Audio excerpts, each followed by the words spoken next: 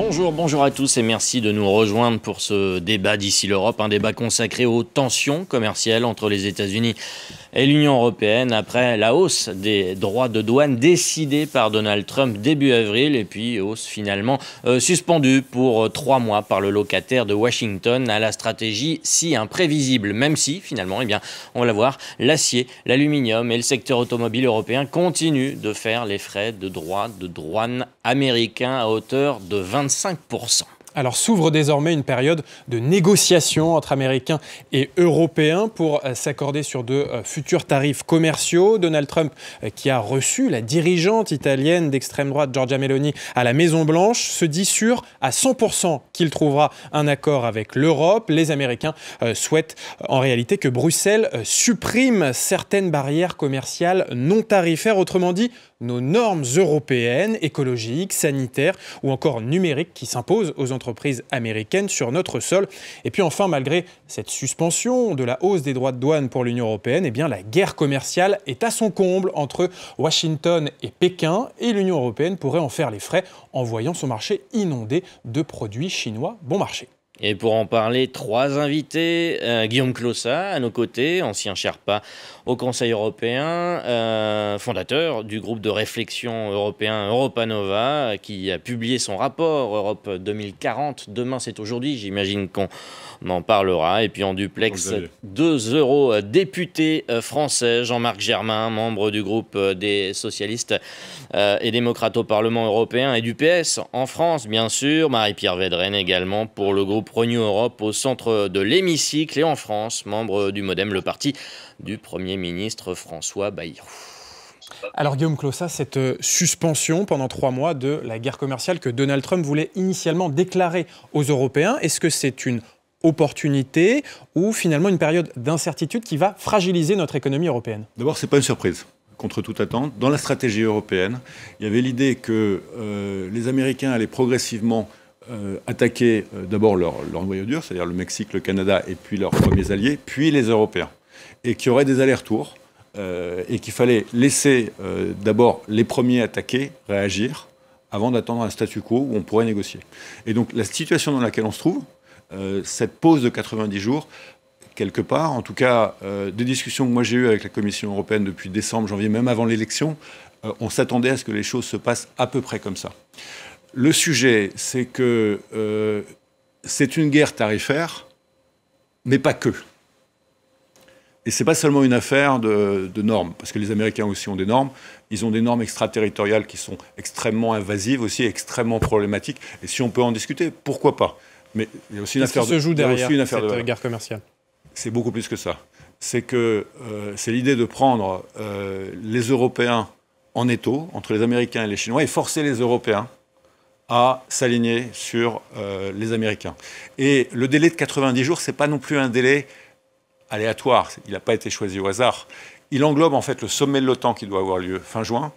Et l'idée, c'est de montrer aux Européens combien ils sont dépendants de la sécurité américaine. Et donc de créer, même pas un rapport de vassalité, un rapport de domination. Donc on est vraiment la cible. Et donc il y a un enjeu pour nous, essentiel, qui est de s'organiser en puissance pour pouvoir être écouté et reprendre l'agenda, reprendre la main dans l'agenda. Parce qu'aujourd'hui, en fait, depuis le jour de l'élection de Donald Trump, chaque jour, il lance un truc et on est réactif. Donc il faut changer d'attitude et arriver à être proactif. Et reprendre la main. C'est pas du tout évident. Marie-Pierre Védrenne, Donald Trump a préféré négocier avec les Européens les futurs tarifs commerciaux.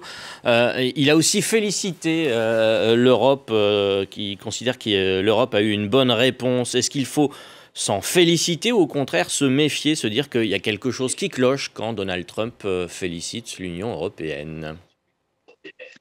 Il faut effectivement tout simplement défendre nos intérêts, défendre nos législations, défendre nos entreprises. Je rejoins ce qui a été dit par Guillaume Clossat. Il n'y a pas de surprise. Il y a une idéologie qui est défendue par Donald Trump et par son administration. Il s'attaque à l'ordre international, il s'attaque aux intérêts européens. À nous de rester calmes, à nous surtout de rester unis, parce que la vraie force de l'Union européenne, c'est son unité. Alors, que des chefs d'État et de gouvernement aillent discuter avec l'administration Trump, c'est une chose, mais il ne faut pas oublier que l'interlocuteur, ça doit être la Commission européenne et que nous devons être unis et déterminés derrière la Commission européenne et nous devons créer un rapport de force qui est favorable également aux intérêts européens.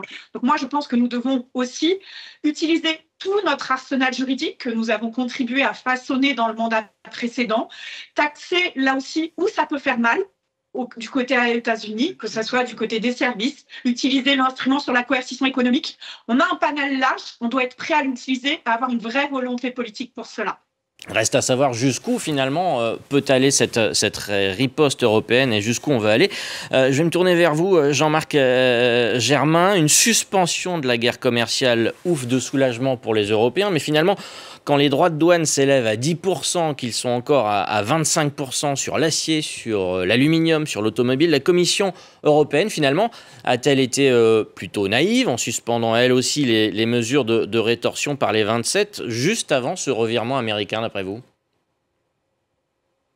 D'abord, dans votre question, il y a le fait que il n'y a pas de suspension de la guerre commerciale. Il y a simplement une pause qui est faite à un niveau intermédiaire de 10%, mais rappelons que les droits de douane étaient de 1,97% avant cette hausse. Donc on fait bien face à une hausse sans précédent des droits de douane, même si elle n'est pas aussi élevée que ce qui était prévu. Deuxièmement, il faut avoir, pour juger les mesures de rétorsion que prend la Commission européenne, bien percevoir quelle est la stratégie de Trump. Et pour moi, cette stratégie, c'est une stratégie de long terme qu'il a énoncée à Davos. Il veut que les entreprises qui souhaitent vendre des produits sur le sol américain les produisent sur le sol américain. Il l'a énoncé très clairement en ces termes. D'où ces droits de douane très violents, très importants et imposés sur tous les continents.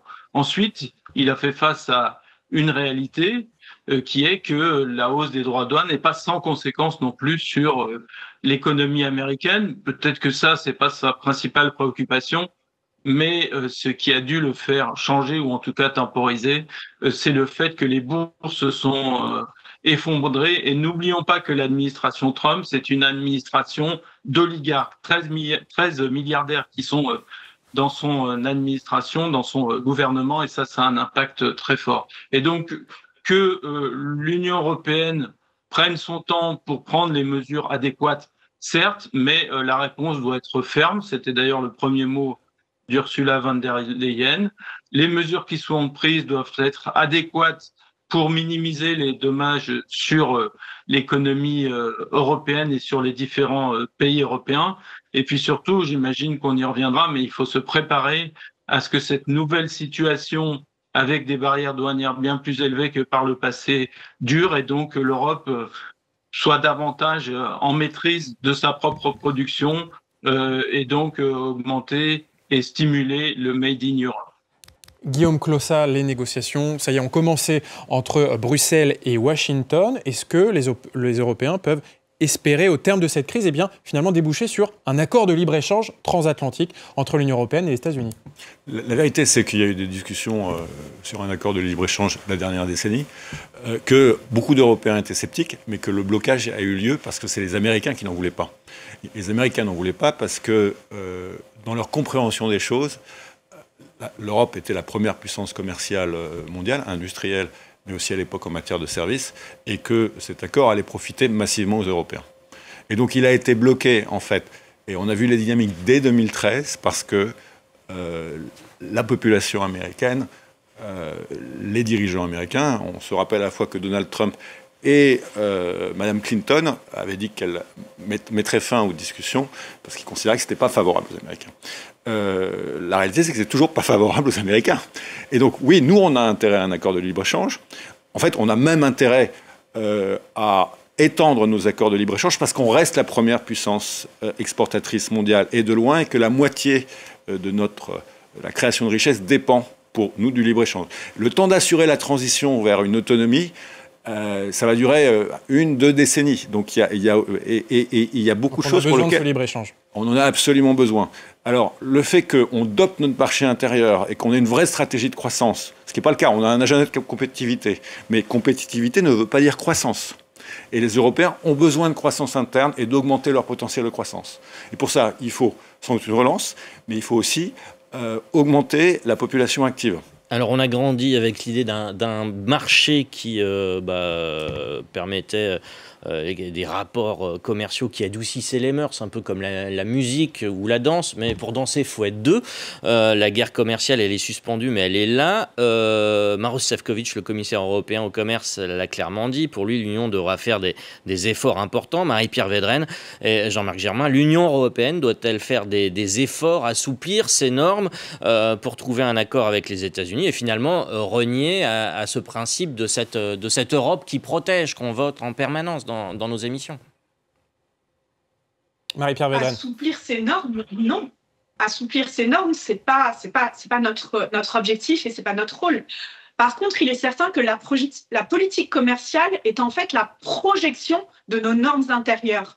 Donc, je rejoins ce qui a été dit. On doit renforcer notre marché intérieur, véritablement mettre en œuvre ce qui a été prôné dans le rapport Draghi, dans le rapport Letta, et effectivement multiplier des accords de partenariat avec d'autres pays du monde.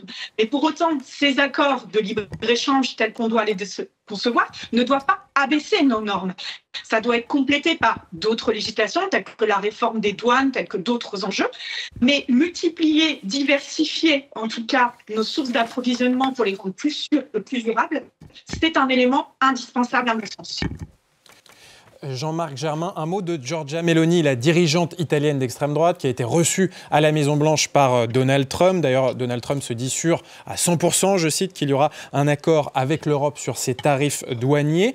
Est-ce que sur ce dossier, Giorgia Meloni, par sa proximité politique avec Donald Trump, est un atout pour l'Union européenne ?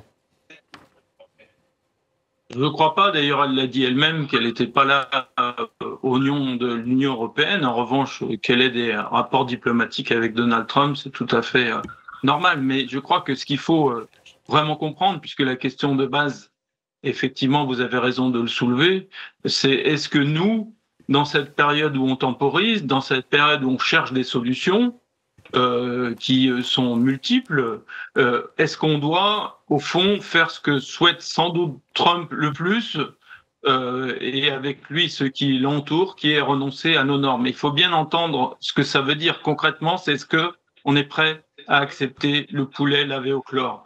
Concrètement, est-ce qu'on est prêt à accepter le bœuf aux OGM, et etc., etc.